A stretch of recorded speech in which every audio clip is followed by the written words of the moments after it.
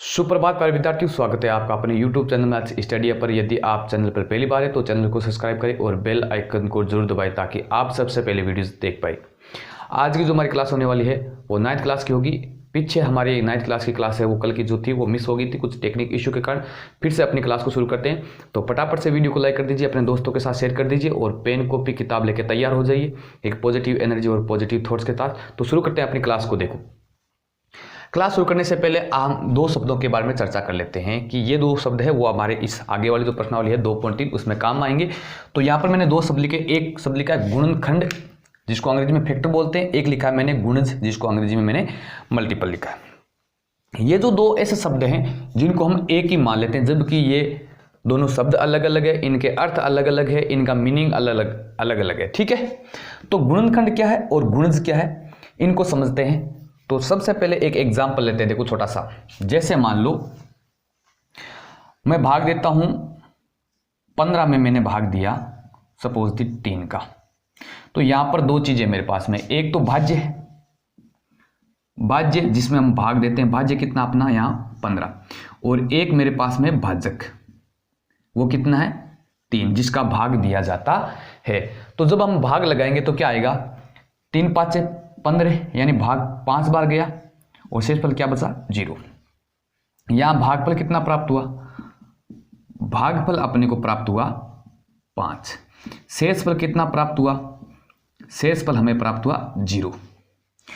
यानी हम कह सकते हैं कि 3 का भाग 15 में पूरा पूरा जाता है। इसका अर्थ क्या है, इसका अर्थ यह होता है कि ये जो 15 है इसमें हमने भाग लगाया 3 का और भाग पूरा पूरा भी गया कितनी बार, 5 बार। तो ये जो दो नंबर है भाजक और भागफल जिसका भाग पूरा पूरा गया है, तो ये दोनों जो अंक है कौन कौन, 3 और 5। 3 और 5 जो है 3 व 5 भाज्य 15 के क्या है, गुणनखंड है। गुणनखंड है, गुणनखंड का मतलब देखो गुणा में खंड है, यानी इसके टुकड़े हैं। कैसे टुकड़े, अगर तुम 3 और 5 को गुणा करोगे तो क्या प्राप्त होगा, 15 प्राप्त होगा। ये इसके क्या है, गुणनखंड है, 15 के टुकड़े हैं ये 3 और 5। तो हम मैं कह सकता हूं कि 15 है उसका एक गुणनखंड 3 है, एक गुणनखंड 5 है। समझ में आ रही बात आपको। तो ये दो गुणनखंड प्राप्त हुए। तो यहां पर मैंने क्या कहा, 3 और 5 है वो 15 के गुणनखंड है। गुणनखंड का मतलब है कि जब हमने 15 को तोड़ा, जो 15 है उसको तोड़ा मैंने किस में, गुणा में तोड़ा। जैसे यहां पर दिख रहा है आपको, 15 को मैंने तोड़ा गुणा में, तो एक 3 प्राप्त हुआ, एक 5 प्राप्त हुआ। तो ये जो दोनों संख्याएं हैं ये 15 के क्या कहलाएगी, गुणनखंड कहलाएगी, जिनको अंग्रेजी में क्या बोलते हैं, फैक्टर बोलते हैं। तो गुणनखंड कब प्राप्त होता है, जब हम किसी भी संख्या में किसी एक निश्चित संख्या का भाग दें और वो भाग पूरा पूरा जाता है, तो वो जो निश्चित संख्या है वो अपने भाज्य की क्या कहलाएगा, गुणनखंड कहलाएगा, और जो पूरा पूरा भाग गया वो भी क्या है, गुणनखंड है। यानी 3 भी 15 का गुणनखंड है और 5 भी 15 का क्या है, गुणनखंड है। एक बात तो ये होगी, यहां से मैंने आपको बताने की कोशिश की है कि गुणनखंड क्या होता है। अब देखो, मैं यहां पर कहता हूं कि 15 जो है वो 3 व 5 के गुणज है, 5 का गुणज है। जो 15 है वो 3 व 5 के क्या है, गुणज है। गुणज का मतलब होता है कि 3 को तुम किसी निश्चित संख्या से गुणा करोगे तो आपको क्या मिलेगा, 15 मिलेगा। किसी निश्चित संख्या से गुणा करोगे, जैसे मैंने गुणा किया 5, इसका मतलब हो गया कि 3 है वो 15 का गुणनखंड है। इस चीज को ध्यान से समझना, बारीकी से समझना। 3 है, 3 जो है ये एरो का निशान है, इसको ढंग से समझना। 3 है ये 15 का क्या है, गुणनखंड है, गुणनखंड है। और मैं कह देता हूं 15 क्या है, 15 है वो 3 का गुणज है। 15 है 3 का गुणज, 3 है 15 का गुणनखंड है। समझ में आ रही बात आपको। गुणनखंड जो होता है उसमें हम भाग देते हैं, भाग देने पर हमें गुणनखंड प्राप्त होते हैं, और गुणज कब प्राप्त होते हैं, जब हम किसी संख्या को गुणा कर देते हैं। जैसे मैं आपको मान लो 3 है उसको 9 से गुणा कर दिया, तो मुझे एक 3 का गुणज प्राप्त होगा, क्या 27। तो 27 क्या है, 3 का गुणज है। कौन सा गुणज, 9वां गुणज। जैसे 3 का पहला गुणज कितना होता है, 3, 3 का दूसरा गुणज कितना होता है 6, 3 का तीसरा गुणज कितना होता है 9, आगे भी इस प्रकार। तो किसी संख्या को जब एक संख्या से गुणा किया जाता है, जो उत्तर आता है, जो नई संख्या प्राप्त होती है, वो उस संख्या की क्या है, गुणज कहलाती है, गुणज, जिसको अंग्रेजी में मल्टीपल बोलते हैं। समझ में आ गई बात आपको। तो यहां पर मैंने क्या किया है, 3 को जब 9 से गुणा किया तो 27 प्राप्त हो। तो 27 क्या है, 27 है वो जो 27 है किसका, 3 का गुणज है, 3 का क्या है, गुणज है। अब मैं इसको उल्टा बोल दूं, 3 है वो गुणज है किसका, 27 का, और ये अगर अपोजिट बोलूं, सॉरी 27 है वो 3 का गुणज है, इसका अपोजिट बोलेंगे कि 3 है, जो 3 है वो 27 का गुणनखंड है। जब 27 को मैं किसी निश्चित संख्या से भाग दूंगा तो मुझे 3 प्राप्त होगा, यानी 27 के जब टुकड़े करूंगा तो उस टुकड़े में क्या आएगा, 3 आएगा, उस टुकड़े में क्या आएगा, 3 आएगा। और जब मैं 3 को किसी से गुणा करूंगा किसी निश्चित संख्या से, जैसे मैंने यहाँ पर 9 पर किया है, तो मुझे 27 प्राप्त हुआ। तो यहाँ से इन दोनों से मुझे उम्मीद है कि आपको समझ में आ गया होगा कि गुणनखंड और गुणज दोनों अलग अलग चीजें होती है। ज्यादातर बच्चे इनको एक ही मान लेते हैं, दोनों अलग अलग चीजें होती है। जहां पर भी आपको ये शब्द दिखे मिले तो वहां पर आप ये समझने की कोशिश करना कि गुणनखंड का मतलब क्या होता है और गुणज का मतलब क्या होता है। ठीक है, जैसे मैं कहता हूं आपको, जैसे 30 का छठा गुणनखंड है, 30 का छठा, इसका मतलब है 30 में तुम जब 6 का भाग दोगे ना तो जो प्राप्त होगा वो क्या है, 30 का छठा गुणनखंड। 30 का छठा गुणनखंड क्या है, 5 है। और मैं आपको कह दूं कि 30 का तीसरा गुणज, यहां पर क्या पूछा मैंने, गुणज, तो आपको क्या करना है, 30 को 3 से गुणा करेंगे, क्या आ जाएगा 90। 90 क्या है, 30 का गुणज है, 90 30 का गुणज है। इसका अपोजिट क्या बोल सकते हैं, 90 का 30 गुणनखंड है। 30 गुणनखंड है किसका, 90 का, 90 गुणज है किसका, 30 का। ठीक है, तो ये आपको, मुझे उम्मीद है कि समझ में आ गया होगा कि गुणनखंड और गुणज दोनों अलग अलग चीजें होती है। और यहां पर जो मैंने एग्जाम्पल दिए शायद आपको समझ में आ गया होगा। ठीक है, तो इन दोनों शब्दों के बारे में थोड़ा ध्यान रखना।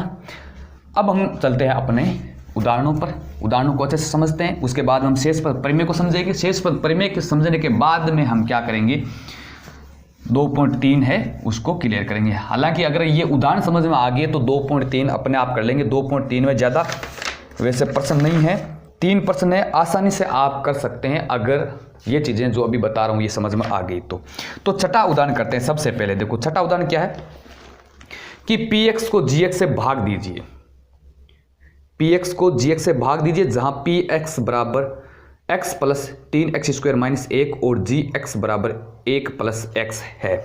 सबसे इंपॉर्टेंट इस जो 2.3 की जो प्रश्नावली है, इसका सबसे बेसिक जो चीज़ है वो बता रहा हूं। क्या दे रखा है आपको, देखो उदाहरण नंबर 6 बता रहा हूं मैं आपको, ध्यान से समझेंगे। उदाहरण नंबर 6, उदाहरण नंबर 6 है, आपको दे रखा px कितना, x plus 3x square minus 1 और 1 दे रखा है आपको gx। वो क्या दे रखा है, x प्लस 1 प्लस x। ये दो आपको क्या दे रखे हैं, बहुपद दे रखे हैं। और इस बहुपद में px में gx का तुम्हें भाग लगाना है। देखो स्टेप बाय स्टेप चीजें समझने की कोशिश करना। मैं मूल चीज बता रहा हूं, एकदम से बेसिक चीज बता रहा हूं, ताकि आपकी ये प्रश्नावली एकदम से आसान हो जाए कि हम भाग कैसे देते हैं। ठीक है, तो सबसे पहले तो क्या करना, हमेशा ध्यान रखना है कि जो भी अपना बहुपद दे रखा है, चीजें आप जो मैं बता रहा हूं उसके अकॉर्डिंग चलेंगे। सबसे पहला काम, पहला चरण जो होता है, पहला काम क्या करना है, अपना जो बहुपद है उसका मानक रूप लिखना है। क्या रूप लिखना है, मानक रूप। सर मानक रूप क्या होता है, अभी बताता हूं। देखो अपना px मुझे ये दे रखा है, तो इसमें देखो पहले x plus 3x square plus minus 1 दे रखा है। मानक रूप होता है जो अपना चर है, जिस चर में अपना बहुपद है, तो अपना बहुपद किस में है, x में है, तो वो पद सबसे पहले आएगा। यानी px जो है इसको आपको दोबारा लिखना है। क्या, px को आप दोबारा क्या लिखेंगे, बराबर चर की सबसे घात बड़ी पहले लिखो। मानक रूप का मतलब होता है सबसे घात, जो बड़ी घात है उसको पहले लिखो। तो यहां आप देख रहे हैं x की घात 1, x की घात 2 और x की घात 0। तो x की घात 2 अधिकतम है तो इसको पहले लिखो, यानी 3x स्क्वायर पहले। उसके बाद में अधिकतम घात 2, तो उससे कम वाली घात यानी 1 वाली घात। 1 वाली घात कौन सी है, प्लस एक्स और फिर घात 0 यानी -1। ये इसका क्या कहलाता है? मानक रूप कहलाता है। मानक रूप का मतलब समझ गए होंगे मेरे हिसाब से। फिर अपना gx देखो, gx में क्या देख रहे हैं कि x की घात 1 और यहां पर x की घात कितनी है? 0। जब आपको कांस्टेंट दे रखा है, संख्या दे रखी है, अचर दे रखा है, तो उस वहां पर अपना जो चर होता है उसकी घात कितनी होती है? 0। जैसे मैं कहता हूं कि 5 में चर की घात कितनी है, तो 5 में कोई चर नहीं है, इसका मतलब कोई भी चर लगा के उसकी घात क्या कर दो? 0 कर दो। तो यहां पर तुम समझ रहे होगे कि 1 है, मतलब यहां पर x की घात क्या है? 0 है, और यहां x की घात कितनी है? 1 है। तो एक घात वाला पहले आएगा, यानी x पहले आएगा और 1 बाद में आएगा। ये दोनों के क्या लिख दिए मैंने? मानक रूप लिख दिए हैं। जब भी तुम भाग विधि से कोई भी ये क्रिया करते हैं या भाग देने, एक बहुपद में दूसरे बहुपद का भाग देते हैं, तो पहला काम क्या रहेगा तुम्हारा? पहला काम रहेगा कि दिए गए बहुपद जो है वो मानक रूप में है या नहीं। मानक रूप में है तो कोई दिक्कत नहीं है, और मानक रूप में नहीं है तो पहले आप उनको मानक रूप में लिखेंगे। क्लियर हो गया यहां तक? किसी को कोई दिक्कत है तो बताओ। ठीक है, अब भाग कैसे लगाएंगे? जिस प्रकार आप भाग पहले अपनी छोटी क्लासों में लगाते थे, क्या लगाना है आपको? क्या करना है कि इसका भाग लगाना है, यानी x प्लस 1 है, इसका भाग लगाना। किसमें? 3x² प्लस x माइनस 1 में तुम्हें भाग लगाना है। ध्यान से समझना कि ये भाग क्रिया कैसे करेंगे। देखो, आपने संख्याओं में तो भाग दिया, जैसे आपने अभी एक एग्जांपल भी दिया था कि 15 में आपने 3 का भाग दिया, आपको 3 का पहाड़ा आता था, आपने 3 का पहाड़ा या 3 की टेबल बोली और उसमें 15 आया, तो 5 बार चला गया और 15 करके 0 कर दिया कि 15 में 3 का भाग 5 बार गया। ठीक है, लेकिन यहां पर क्या है? यहां का जो भाग है वो क्या है? बहुपद का है या फिर चर आगे, इसमें क्या आ गया? वेरिएबल आ गए। ठीक है, तो इन वेरिएबलों को कैसे हल करेंगे, किस प्रकार करना है, तो थोड़ा सा ध्यान लगा के अच्छे से समझने की कोशिश करना। वीडियो को आगे नहीं खींच करना, थोड़ा सा ध्यान देने की, तो दोबारा समझाने की कोशिश कर रहा हूं मैं आपको। देखो, जब आप ऐसा लिखा पाते हैं या ऐसा लिखते हैं जिसमें हमने एक बहुपद में दूसरे बहुपद का भाग देना था, तो पहला काम क्या होता है? अपना जो बहुपद मानक रूप में लिखने के बाद में, ये तो अपना क्या कहलाता है? भाज्य कहलाता है। ये अपना क्या कहलाता है? इसको बोलते हैं, भाजक। ये क्या कहलाता है? अपना भाजक। और जो बीच में दे रखा है इसका नाम है अपने का, इसका नाम है भाज्य। यानी भाज्य में भाजक का भाग लगाना होता है, तो हमें क्या प्राप्त होगा? भागफल प्राप्त होगा। 3 शब्द अलग अलग, भाजक, भाज्य और भागफल। और जो लास्ट में प्राप्त होता है उसको शेषफल हम सब जानते हैं, क्योंकि छोटी कक्षाओं में हमें सिखाया गया है कि लास्ट में शेषफल बचता है। लेकिन बच्चे फिर यहाँ पर कंफ्यूज होते हैं कि भाजक कौन सा होता है और भाज्य कौन सा होता है। भाज्य का मतलब होता है जो जिसके टुकड़े किए जा रहे हैं, जिसको विभाजित किया जा रहा है, भाज्य। ठीक है, तो यहां पर यह तो अपना भाज्य हो गया और ये अपना क्या हो गया? भाजक। तो पहला काम क्या रहेगा अपना कि अपने जो भाज्य है उसका पहला पद जो है उसमें भाजक के पहले पद का भाग लगाना है। भाग क्रिया शुरू कर रहे हैं। भाजक का जो पहला पद है उस पहले पद में भाजक का पहला पद का भाग लगाना है। दोनों शब्दों को अलग अलग समझने की कोशिश करना कि भाज्य का जो पहला शब्द है उसमें भाजक के पहले शब्द का भाग लगाना है। भाग लगाने का मतलब बट्टे में लिख दिया मैंने, यानी मेरा भाज्य का पहला पद क्या था?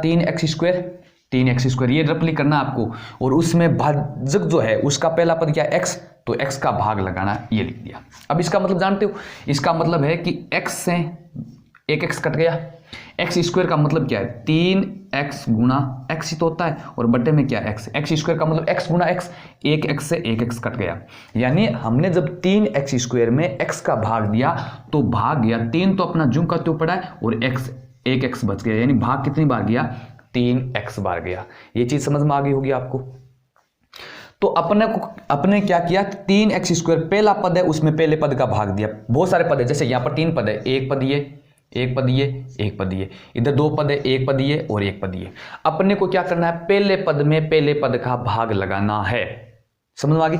जैसे आप कोई बड़ी संख्या होती थी ना, ऐसे आपने ये भाग किया होगा, ऐसा किया आपने, पहला जो अंक है उसमें पहले अंक का भाग दिया आपने, ऐसा किया है। तो वैसा यहां करना है, पहले पद में, यहां पर पद लेंगे, पहले पद में पहले पद का भाग दिया। भाग कितनी बार गया? 3x बार, और वो आप यहां लिख देंगे 3x।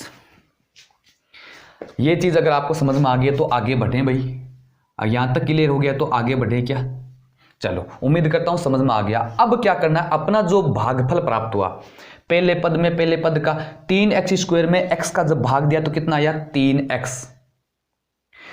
अब इस 3x को क्या करना है, इस वापस अपना जो भाजक है उस पूरे से क्या करना है गुणा। भाजक क्या है मेरा x+3 है, सॉरी x+1, इसको मुझे क्या करना है इस 3x से गुणा करना है, इस 3x से गुणा करना है। ये काम आप रफली करोगे। यहां कब करना है और रफली कब करना है ये आपको आगे बताऊंगा। 3x को x से गुणा करोगे तो 3 और x को x से गया तो x², और 3x को 1 से गुणा किया ये प्लस 3x को 1 से गुणा किया तो 3x। यानी जब मैंने इसको इससे गुणा किया तो कितना आया 3x² प्लस 3x। तो ये जो है, ये जो गुणा करने के बाद में आया, इसको यहां इसके नीचे लिखना है। ये एक बार रफली बता रहा हूं, यहां कैसे करना है 1-2% करेंगे समझ में आ जाएगा। सबसे पहले ये जो चीजें हैं इसके नीचे लिख दूं। तो क्या किया मैंने 3x को x+1 से गुणा किया है, यानी अपना जो भागफल प्राप्त हुआ उस भागफल को मैंने भाजक से गुणा किया तो क्या प्राप्त हुआ 3x² प्लस x, 3x। अब इन चीजों को लिखना है इसके नीचे, यहां लिखना है। तो कैसे लिखोगे, x² वाला जो पद है उसको x² के नीचे लिखोगे, और केवल x वाला पद है वो केवल x के नीचे लिखोगे। तो कितना आया 3x², तो यहां 3x² के नीचे लिख दिया। अगला पद है 3x, यानी x का पद है तो x वाले के नीचे प्लस का 3x लिख दिया। इतना करने के बाद में जो ये अपने जो नीचे वाला पद है इनके चिन्ह चेंज कर दो। चिन्ह चेंज का मतलब प्लस वाले को माइनस कर दो और माइनस वाले को प्लस कर दो। तो 3x² किसका है, प्लस का है, आगे कोई चिन्ह प्लस का है तो इसको माइनस कर दो, और ये जो प्लस का है इसको क्या कर दो माइनस का। चिन्ह बदल देना है, प्लस वाले को माइनस कर दो, माइनस वाले को प्लस कर दो।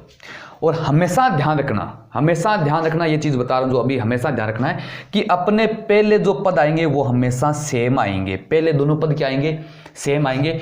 इसका मतलब 3x² में से घटाना है 3x²। जब 3x² में से 3x² घटाओगे तो क्या बचेगा, 0 बच गया, यानी ये क्या हो गया, कैंसिल हो गया, कट गया। समझ में आ गई बात आपको। पहला पद हमेशा ही घट जाएगा, घट के 0 हो जाएगा, और ये 0 नहीं होता मतलब आपस में नहीं करता, इसका मतलब आपने यहीं पर कहीं ना कहीं गड़बड़ कर दी है। समझ गए। अब देखो ये तो कट गई, ये तो 0 बच गया, और इधर क्या है x, और ये क्या है, इसका मतलब प्लस का x और माइनस का 3x, यानी x में से 3x घटाने हैं। ऊपर वाली संख्या में से नीचे वाली से घटाते हैं, यही तो करते हैं। तो x में से 3x घटाने, आपको पता है कि x में से 3x घटाएंगे तो माइनस के 2x बचेंगे कि नहीं बचेंगे,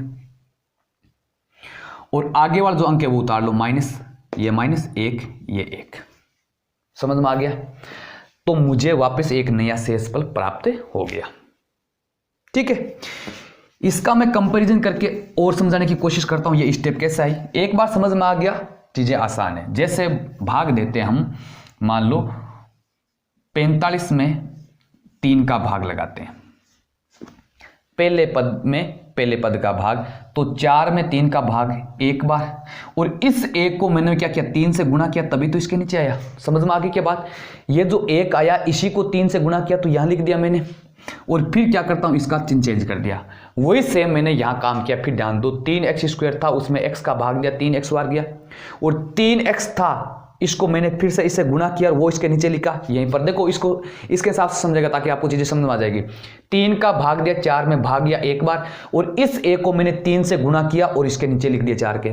ये ऐसा ही मैंने यहां पर किया है कि 3x² में x का भाग दिया, भाग 3x बार गया, 3x को मैंने जब इससे गुणा किया तो ये इसके नीचे लिख दिया, और फिर चिन्ह चेंज कर दिया मैंने। यहां पर तो केवल एक ही संख्या थी, 3 है प्लस का था तो मैंने माइनस का कर दिया इसको। ऐसा यहां पर करते हैं, तो यहां पर चिन्ह चेंज हो जाते हैं, और यहां पर माइनस यहां घटाते हैं, एक ही बात बोलते हैं, क्योंकि यहां पर अपना एक ही पद है और यहां पर पद कितने, साथ में 2 है, तो यहां पर पदों के चिन्ह चेंज हो जाएंगे। यहां पर जो संख्या थी उसका चिन्ह चेंज हो जाएगा, और 4 में से 3 घटाएंगे 1 बच गया। और ऐसा ही मैंने यहां पर किया। ऊपर वाले जो सेम पद थे ना, सजातीय पद, सजातीय पद का मतलब होता है x² के नीचे x² का पद, x के नीचे x वाला पद, और संख्या के नीचे संख्या। तो यहां पर संख्या थी नहीं मेरे यहां पर पास, तो संख्या को ज्यों का त्यों लिख दिया मैंने, कोई फर्क नहीं पड़ता। आप देखो आगे क्या करेंगे, आप आगे वाला अंक लिखेंगे जैसे 15। ऐसा ही मैंने किया। देखो घटाने के बाद में मेरे पास में -2x बचे थे, और आगे वाला पद क्या है -1, तो मैंने -1 यहां लिख दिया। अब यहां पर वापस क्या करोगे आप, अब आप वापस 3 का भाग लगाओगे 15 में, और भाग कितनी बार जाएगा, 5 बार जाएगा। अब इस 5 को, जो नहीं है 5 है, इस 5 को जब 3 से गुणा करोगे तो कितना आएगा 15, और 15 करके और आप क्या करिए 0 प्राप्त कर लिया घटा के, समझ गए ना। तो ऐसा ही यहां पर करना है। अपना जो नया भाजक प्राप्त हुआ, यहां पर देखो नया, जो यहां पर वापस समझाने की कोशिश करो, नया भाजक है अपना 15, उस 15 में 3 का भाग लगाना है, वैसा यहां पर करना है। -2x में पहले पद में x का भाग लगाना है, किसमें -2x में x का भाग लगाना है। भाग का मतलब बट्टे, x से x कट गया, भाग कितनी बार जाएगा -2 बार, यानी -2x में x का भाग कितनी बार गया -2 बार। वो -2 यहां लिख देंगे, चिन्ह सहित लिखना है। यहां तक किसी को कोई क्लियर हो गया? जैसा मैंने यहां पर किया कि भाग 5 बार गया और 5 को मैंने क्या किया 3 से गुणा। अब देखो जब मैंने भाग दिया x का -2x में भाग दिया तो भाग -2 बार गया, इस -2 को फिर मुझे इससे गुणा करना है। जैसे मैं यहां पर देखो 3 का भाग 15 में 5 बार गया, इस 5 को मैं वापस 3 से गुणा करूंगा तो 15 आएगा, वो इसके नीचे लिखूंगा, इसके नीचे, समझ गए ना। तो मैंने क्या किया, मेरा ये नया भाजक था, इस भाजक में मैंने -2x में x का भाग दिया तो -2 बार गया, इस -2 को मैं वापस इस भाजक से गुणा करूंगा, जैसा मैंने यहां पर किया, 3 को 5 से गुणा किया, 15 यहां पर लिखा, ऐसा यहां करना है। तो -2 को इससे गुणा करना है, किसको, -2 को गुणा करना है किससे, x + 1 से। तो -2 को x से गुणा करेंगे -2x, और -2 को -1 से गुणा करेंगे तो माइनस और प्लस, तो माइनस, और 2 को 1 से गुणा करेंगे 2, यानी उत्तर कितना आएगा -2x - 2। तो वो लिखना है यहां सजातीय पदों के नीचे, x के नीचे x वाला पद, तो -2x - 2x, माइनस ये -2 ये 2। अब मैं क्या करूंगा, यहां पर चिन्ह चेंज कर दिया, ऐसा मुझे यहां करना है चिन्ह चेंज, यानी नीचे वाले को चिन्ह चेंज कर दो। 2x किसका है माइनस का, तो प्लस का कर दो, 2 किसका है माइनस का, तो प्लस का कर दो। यहां तक कोई दिक्कत? अब हम क्या करेंगे, देखो 2x माइनस का और 2x प्लस का कट जाएंगे, मतलब इनको योग करना है। योग यहां करते हैं 15 और -15 को जोड़ते हैं। एक्चुअल में तो हमें घटाना सिखाया जाता है, लेकिन यहां पर योग ही तो कर रहे हैं, 4 और -3 का योग करें, 4 और 3 का नहीं, 4 और -3 का योग। ये चीज बहुत गहरी है, समझने की कोशिश करना। 4 और -3 को जब जोड़ेंगे तो 1 बचा। अब देखो 15 और -15 को जोड़ना है तो क्या बचेगा 0, ऐसा यहां करना है। -2x और 2x को जोड़ा तो 0, और यहां देखो माइनस का 1 और प्लस का 2 जोड़ेंगे, माइनस का तो 1 है और प्लस का, अब ये चिन्ह काम नहीं आएगा, नीचे वाला काम आएगा, ये वाला काम आएगा। बात को समझे तुम? तो 2x प्लस का और 1 माइनस का जब जोड़ेंगे तो क्या बचा 1, शेषफल क्या आ गया 1। और यहां पर अपने बहुपद की चर की घात क्या 0।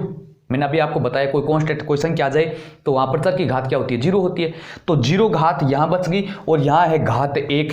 तो यहां पर देखो तुम अगर मान लो यहां से जैसे ये 0 बच गया, एक एग्जांपल और दे देता हूं, जैसे 19 में आपने भाग दिया 5 का, ठीक है, तो भाग 3 बार गया और इस 3 को जब 5 से गुणा किया तो 5 3 15 यहां आया। आपने क्या किया, भागफल को भाजक से गुणा किया है।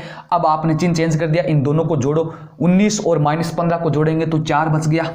अब यहां पर आप क्या देख रहे हैं, 4 जो है शेषफल जो है वो अपने इससे क्या है छोटा है, अब भाग नहीं जाएगा। तो ऐसा यहां पर होता है, यहां पर चर जो x है उसकी घात क्या है 0 है, संख्या आ गई तो घात 0 होगी, और यहां पर x की घात 0 आ गई, यहां पर x की घात 1 है, तो x की घात 0 में x की घात 1 का भाग नहीं जाएगा, जिस प्रकार यहां पर भाग नहीं जाएगा, ये छोटा रह गया। ऐसे यहां छोटा रह गया कि x की घात क्या है, यहां 0 है, तो x की घात 0 में x का भाग नहीं जाता है। तो इस प्रकार हमने एक लंबी प्रक्रिया के द्वारा भाग समझने की कोशिश की है कि जब px जो है इसमें gx का भाग दिया तो भाग कितनी बार गया 3x - 2 बार गया, और शेषफल कितना बच गया 1 बच गया। समझ में आ गई ना? तो क्या लिखेंगे, अतः px को gx से भाग देने पर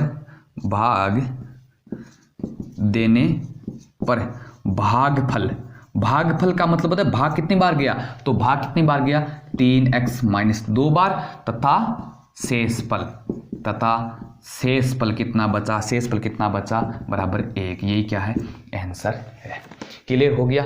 यानी एक छोटा सा जो प्रश्न था उसको मैंने लंबे समय में बताया, लगभग 20 मिनट लगाया। ये इसलिए लगाया कि चीजें आपको आसानी से समझ में आ जाए, यानी आप ये नहीं भूलो कि भाग देना किस प्रकार है। क्लियर हुआ क्या ये? तो ये आपको मैंने अच्छे से बताने की कोशिश की है। छठा एग्जाम्पल बता दिया है। 7वां एग्जाम्पल एक और बताऊंगा और उसके बाद में बाकी के जो एग्जाम्पल, इस प्रकार के जो एग्जाम्पल है वो आप कर लेंगे। और 8वां एग्जाम्पल है वो हम शेष परिमेय करने के बाद में करेंगे आगे वाली क्लास में। क्लास लंबी हो जाएगी, छोटी क्लास लूंगा मैं। ये इसलिए बताइए, ये इसका अर्थ ये मत समझ लेना कि सर ने छठा उदाहरण बता दिया है। इसका अर्थ ये मत समझ लेना कि सर ने छठा उदाहरण बता दिया है। मैंने आपको भाग देना सिखा दिया है, यानी किस प्रकार एक बहुपद में दूसरे बहुपद का भाग देते हैं, ये भाग देना सिखाया है मैंने आपको, उदाहरण नहीं बताया है। उदाहरण तो किताब में किया हुआ पड़ा है, वहां से भी देख सकते हैं। प्रश्न उत्तर है वो आपको कहीं से भी मतलब नोट्स में या कहीं से भी आपको सोल्व किए मिल जाएंगे। मैंने आपको बताया नहीं है, मैंने आपको भाग सिखाया है कि बहुपदों का भाग कैसे करते हैं। एक भाग और समझा देता हूं ताकि आपको अच्छे से समझ में आ जाएगा। इसको आप नोट डाउन कर लीजिएगा, प्रैक्टिस करना है। और उसके बाद में हम चलते हैं हमारे 7वें एग्जाम्पल में। तो 7वां एग्जाम्पल क्या है देखो, इसको आप नोट डाउन कर लीजिएगा। चलो 7वां एग्जाम्पल आप अपनी बुक में पढ़ो, क्या कह रहा है अपना 7वां एग्जाम्पल। एग्जाम्पल नंबर 7, 3x घात 4 माइनस 4x घात 3 माइनस 3x माइनस 1 को x माइनस 1 से भाग देना है। क्या दे दिया आपको, क्या दे दिया, सीधा ही जो दिया गया है उसके हिसाब से लिख लो, सीधा ही भाग ले लेंगे। क्या कि x माइनस 1 का भाग लगाना है किसमें, 3x की घात 4 माइनस 4x की घात 3 माइनस 3x और माइनस 1, ये भाग करना है अपने को। बस सिंपल दे दिया है कि आपको इस बहुपद में इस बहुपद का भाग लगाना है। तो सबसे पहले क्या करेंगे, हम देख रहे हैं कि अपने जो बहुपद है वो मानक रूप में, मानक रूप का मतलब यहां पर देखो भाजक में देखो, सबसे पहला काम करना, हमेशा सबसे पहला काम करना है अपना जो बहुपद है उसको मानक रूप में लिखना। तो यहां पर देखो x की घात 1 x की घात 0, ये मानक रूप में, सबसे ज्यादा बड़ी घात 4, फिर 3, फिर 2 वाला पद है नहीं, x वाला है, फिर माइनस 1। यहां पर एक चीज और नहीं सीखने को मिलेगी, क्योंकि यहां पर अपने बहुपद में क्या नहीं है, x² वाला पद नहीं है। समझ में आ गई क्या बात आपको। तो जब ऐसी स्थिति आ जाती है तो आपको क्या करना है, थोड़ी सी बीच में जगह छोड़ देनी है। 3x माइनस 1 यानी x² का पद नहीं है ना बीच में, तो मैंने थोड़ी सी जगह छोड़ दी है। क्यों छोड़िए, इसका आपको रीजन पता चल जाएगा। तो भाग की शुरुआत करें। भाग की शुरुआत करने का तरीका आपको बता रखा है, फिर से ध्यान दो। पहले पद में पहले पद का भाग, अपने यहां पहला पद क्या है, 3x की घात 4 और इसमें भाग लगाना है x का पहले पद का। यहां पर क्या करेंगे, संख्या तो है नहीं तो नीचे संख्या नहीं है तो 3 ऊपर वाली जी को, यानी इसके गुणा में क्या 1, 3 में 1 का भाग दिया 3 आ गया। समझ में आ गई क्या बात।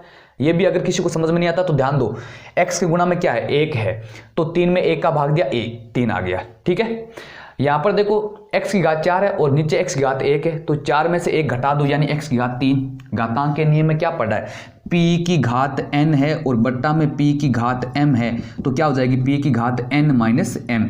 ऊपर नीचे आधार सेम है तो ऊपर वाली घात में से नीचे वाली घात घट जाती है। जब आधार सेम है, ऊपर भी नीचे, ऊपर नीचे सेम है, तो यहां पर देखो ऊपर भी x नीचे भी x, ऊपर x की घात 4 नीचे x की घात 1, तो 4 घात में से 1 घटा दो, भाग कितनी बार गया 3x, भाग गया 3x की घात 3 बार। यानी हमने जब पहले पद में पहले पद का भाग दिया तो भाग कितनी बार गया 3x की घात 4, सॉरी x की घात कितनी 3 बार गया। अब ये जो अपना भाजक आया, इस भाजक को क्या करना है, इस वापस सॉरी भागफल को भाजक से गुणा करना है। भागफल क्या आया 3x की घात 3, इसको गुणा करना है अपने भाजक से। अपना भाजक क्या है x माइनस 1, तो 3x की घात 3 को जब x से गुणा करेंगे, x के गुणा में क्या 1 को 3 से गुणा किया 3, x की घात 3 और x की घात 1, यानी 3x की घात 3 को और x से गुणा कर रहे हैं। जब घातें गुणा में होती है, आपने पढ़ा है, तो क्या हो जाती है, घातें दोनों जुड़ जाती है। तो x है, ये भी x है, यहाँ पर x की घात 3 है, यहाँ पर x की घात 1 है, तो जब गुणा करोगे तो x की घात कितनी आ गई 4 आ गई। जो चीजें रट्टा लगा रखी है आपने, उन चीजों को डिलीट करके वहां पर दूसरी चीजें हैं वो आप सेट करने की कोशिश करो। तो मैंने क्या किया, 3 है उसको x के गुणा में 1 है उससे गुणा किया तो 3, x की घात 3 को x से गुणा किया तो x की घात 3 और इस x की घात 1 यानी 3 1 4, ये तो हुआ केवल x से गुणा। फिर ये माइनस, ये संख्या किसकी है, प्लस की है, तो माइनस और प्लस को गुणा करते हैं तो माइनस, और a को 3x² से गुणा करेंगे तो 3x², यानी जब मैंने गुणा किया किसको, भागफल को भाजक से गुणा किया तो ये आया, और इसको लिखना है इसके नीचे सजातीय पदों के नीचे। सजातीय पद का मतलब है कि x की घात 4 वाला x की घात 4 के नीचे, तो 3x की घात 4, 3x की घात x की घात 4 वाला पद के नीचे 3x² है वो, सॉरी 3x³ आएगा भाई, ये 3 देखो 1 से गुणा किया ना, 3x³, तो 3x³ है, इसको मैं यहां लिखूंगा चिन्ह सहित, ध्यान रखना चिन्ह का विशेष ध्यान रखना, -3x³। अब चिन्ह चेंज कर दो, माइनस वाला प्लस का और प्लस वाला माइनस का, दोनों पद सेम आ गए। देखो यदि ये दोनों पद, पहले दोनों पद सेम नहीं आ रहे हैं, इसका मतलब आपने कहीं ना कहीं कोई ना कोई गलती कर दी है, तो इनको क्या कर दो, काट दो। मतलब 3x² प्लस का और 3x² माइनस का जोड़ेंगे तो क्या आ गया, 0 आ गया, तो ये तो कट गए।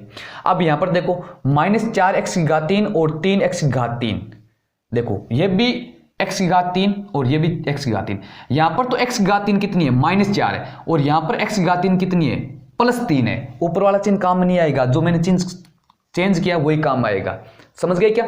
तो यहां पर क्या करेंगे, x³ कितने, 3, x³ कितने, 4, जब इन दोनों को जोड़ेंगे तो माइनस का x³ आएगा कि नहीं आएगा, समझो वापिस, -4x³ है, जब मैं इनमें 3x³ जोड़ूंगा तो x³ कितने बचेंगे, ये x³ कितने, 3 है, ये x³ कितने, -4 है, तो ये 3 है, ये -4 है, तो -1 बच गया, -1 क्या बचा, x³ बच गया, -1 क्या बचा, x³, ये x³ 3 है, ये x³ -4 है। चीजों को जो बोल रहा हूं उसको समझने की कोशिश करो, जो लफ्ज बोल रहा हूं उस पर थोड़ा सा फोकस करने की कोशिश करो। मैं क्या बोला है, मैंने क्या बोला, x³ है, कितने 3, x³ यहां पर कितने, -4 है, तो इनको जब मैंने जोड़ा तो -1 बचा क्या, x³, एक x³ बचा किसका, माइनस का, तो यहां पर मैंने लिखा -x³, ठीक है। और बाकी वाले जो पद है उसको जो का तू लिख दो, -3x और -1 लिख दिया। अब वापिस वही प्रोसेस, हमें नया भाज्य प्राप्त हुआ, नए भाज्य में पहले पद का भाग देंगे, पहला पद अपना कितना आया, -x³ और इसमें पहले पद का भाग लगाएंगे किसका, x का, तो ये माइनस नीचे प्लस, माइनस में जब प्लस का भाग दिया जाता है तो माइनस चिन्ह का विशेष ध्यान रखो, x³ में से 1 घात घटा देंगे तो x² बचा का नहीं बचा, क्लियर हो, ये बात क्लियर हो गई क्या, x² कैसे बचा, ऊपर घात 3 थी, नीचे घात 1 है, 3 घात में से 1 घात घटा दो तो x², यानी भाग कितनी बार गया, -x² बार, तो यहां लिखो -x², समझ गए।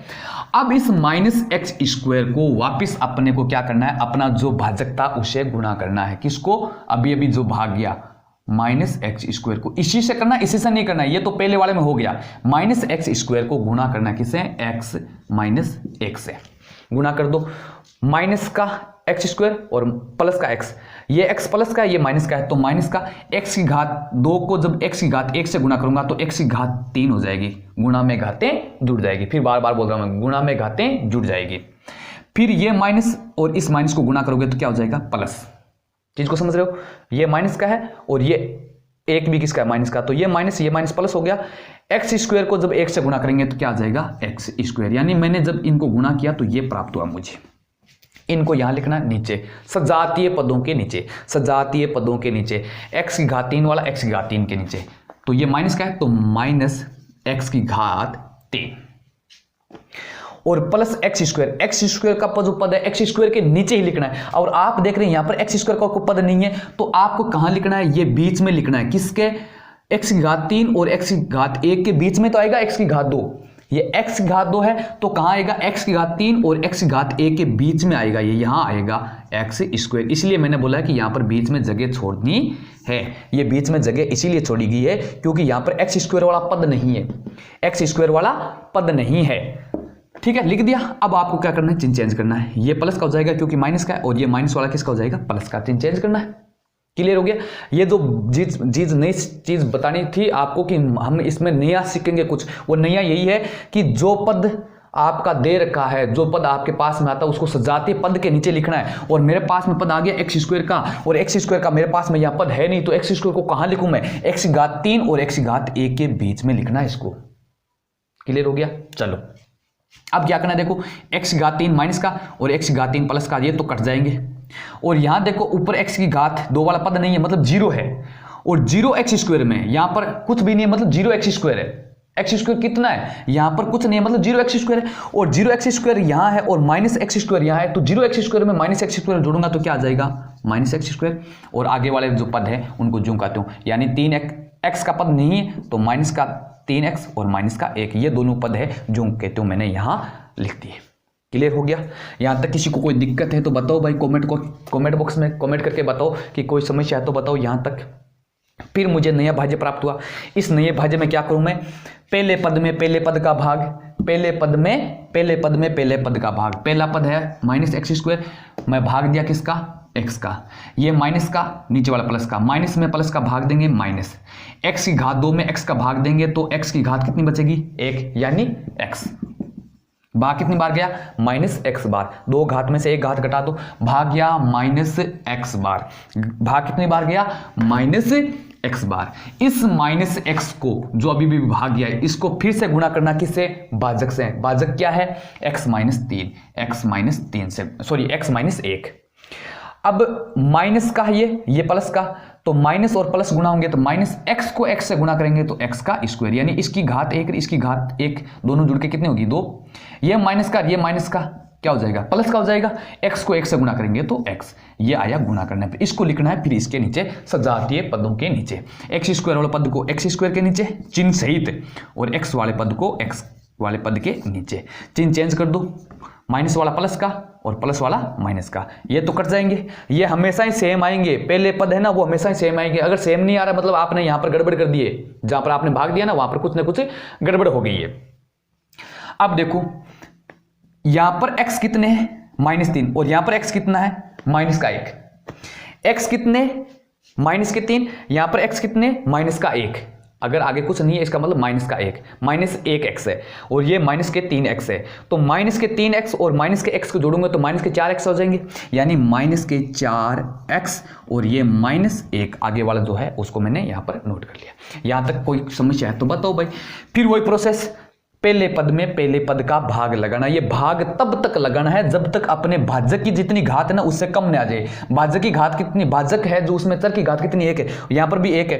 पहले देखो 4 थी, फिर 3 थी, फिर 2 थी, अब 1 होगी, तो अभी भाग लगाना। पहला पद है -4x, इसमें भाग लगाना किसका, x का, तो x से x कट गया, x से x कट गया, भाग कितनी बार गया, -4 बार, और इस माइनस को 4 को यहां लिखना है। कितना आ गया, -4।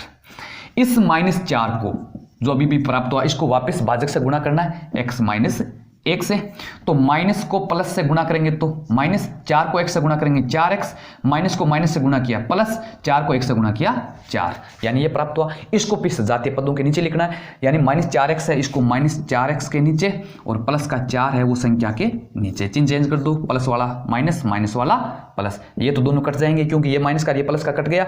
अब यहां देखो माइनस का 1 और माइनस का 4, माइनस का क्या प्राप्त हुआ, 5। x की घात यहां पर क्या है, 0 है, यहां पर x की घात कितनी है, 1 है, अब भागे नहीं जाएगा।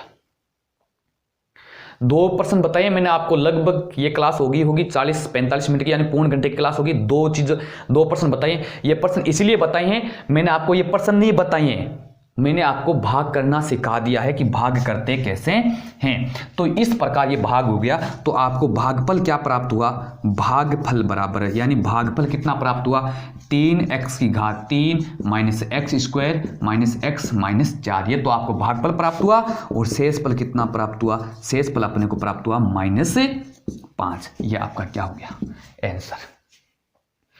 किसी बच्चे को कोई दिक्कत आई है, कोई समस्या आई है, एक प्रॉब्लम हो सकती है कि मैं जो मेरे बोलने का लहजा है वो स्पीड से है, तो जिन बच्चों को स्पीड से लगता है वो एक काम कर सकते हैं, अपनी जो वीडियो की सेटिंग है उसको थोड़ा सा उसमें सेटिंग में जाके और इसको जो वॉइस है उसको थोड़ा आप, या स्पीड है उसको क्या कर लेना, कम कर लेना, उसको थोड़ी सी कम कर लेना, यानी लगभग 0.75 गुना आती है उसमें कर लेना, वीडियो की सेटिंग में जाके और आप जो वॉइस है उसकी स्पीड है उसको कम कर लेना अगर जिनको समझ में नहीं आता है तो ये आपका 7वां एग्जाम्पल कंप्लीट हो गया। इसी के साथ साथ में मैंने आपको बता दिया कि एक बहुपद में बहुपद का भाग कैसे देते हैं।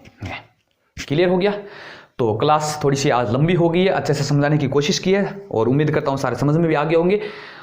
कल हम करेंगे 2.3 को, तो उससे पहले एक प्रमेय और करेंगे अगले वाली क्लास में और मिलेंगे आगे वाली क्लास में। तब तक के लिए पढ़ाई करते रहिए, मस्त रहिए, हंसते खेलते रहिए और कोई दिक्कत आ रही है तो कमेंट बॉक्स में कमेंट करके आप बताएंगे कि सर इस प्रश्न में ये प्रॉब्लम आ रही है।